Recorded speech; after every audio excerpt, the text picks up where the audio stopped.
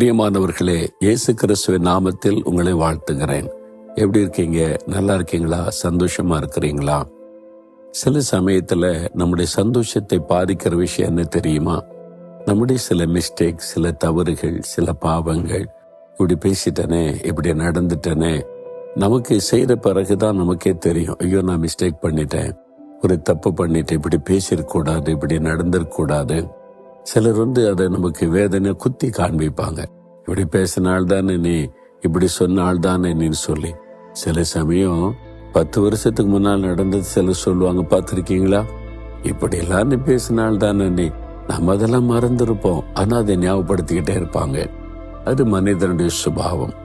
ஆண்டவர் என்ன சொல்றார் பாருங்க, எரேமியா 31:34 நான் அவர்கள் அக்கிரமத்தை மன்னித்து அவர்கள் பாவங்களை இனி நான் நினையாதிருப்பேன். அன்று சொல்லார், என் பிள்ளைகளே, உங்கள் பாவத்தை நான் மன்னிக்கிறது மாத்திரல்ல, அதை இனி நினைக்க மாட்டேன் அப்படின்னு சொல்றார்.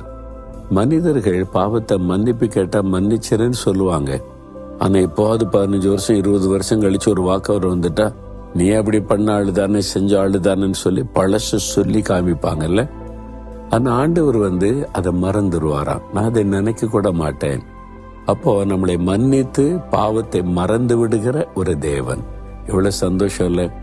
அப்படி மாத்திரம் ஆண்டவர் இல்லாட்டா நம்ம வாழ்க்கையே அவ்வளவுதான். நம்முடைய பாவத்தை ஆண்டு சொல்லி சொல்லி காமிச்சுக்கிட்டே இருக்காருன்னு வைங்க. நீ இப்படி எல்லாம் என்கிட்ட அறிக்கையிட்டல, இப்படி எல்லாம் பாவம் செய்த ஆள் தானே, ஆண்டவர் பழசு சொல்லி காமிச்சுக்கிட்டே இருந்தா எப்படி இருக்கு யோசிச்சு பாருங்க. நம்ம சந்தோஷம் எல்லாம் போயிடும். இப்படிதான் நம்ம நிறைய ஆண்டோடைய அன்பை அறியாததுனால நம்முடைய மனசாட்சி நம்மை குற்றப்படுத்துவது, சில மனிதர்கள் மூலமாய் நம்ம குற்றப்படுத்தும் போது நம்முடைய உள்ளம் சோர்ந்து போகிறது. அதனாலதான் இயேசு கிறிஸ்துவின் ரத்தம் நம்முடைய மனசாட்சியை கழுவி சுத்திகரிக்கிறதாம். அப்ப நம்முடைய மனசாட்சியில சுத்தம் உண்டான உடனே பழைய பாவங்கள் மன்னிக்கப்பட்டு விட்டது, அது நினைக்கப்படாமல் போய்விடும்.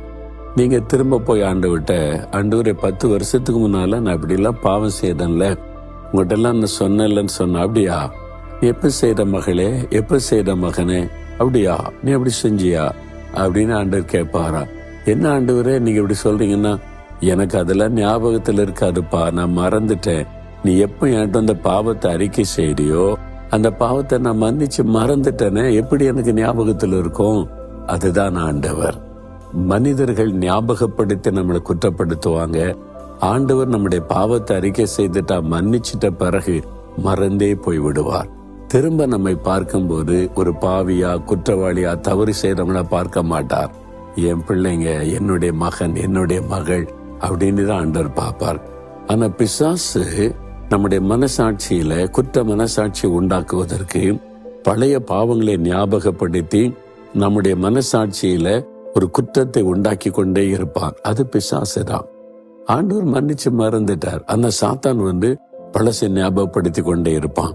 அதனால நீங்க ஜெபிக்க போகும்போது சில சமயம், நீ இந்த மாதிரிலாம் பாவம் செய்தவன் தானே, இன்னைக்கு ஜெபிக்கிறியானே அப்படின்னு ஒரு சிந்தை நம்முடைய மனசுல வந்தா, அது தேவனிடத்திலிருந்து வருகிறது அல்ல, சாத்தானிடத்திலிருந்து வருகிறாரு.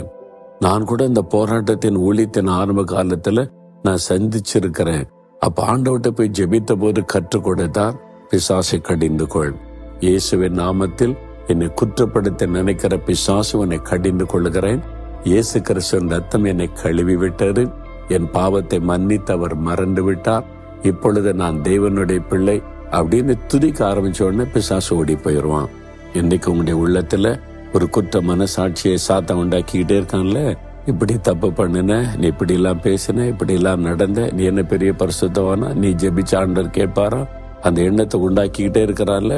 நீங்க சொல்லுங்க, சாத்தானே, என் இயேசு கிறிஸ்துவின் ரத்தம் என்னை கழுவி சுத்திகரித்து விட்டது, நான் இப்ப அவருடைய பிள்ளையா இருக்கிறேன், அவர் எல்லாத்தையும் மன்னிச்சு மறந்துட்டாரு, நீ எனக்கு ஞாபகப்படுத்தாத, உன்னை கடிந்து கொள்றேன் இயேசுவின் நாமத்தினால சொல்லி பாருங்க.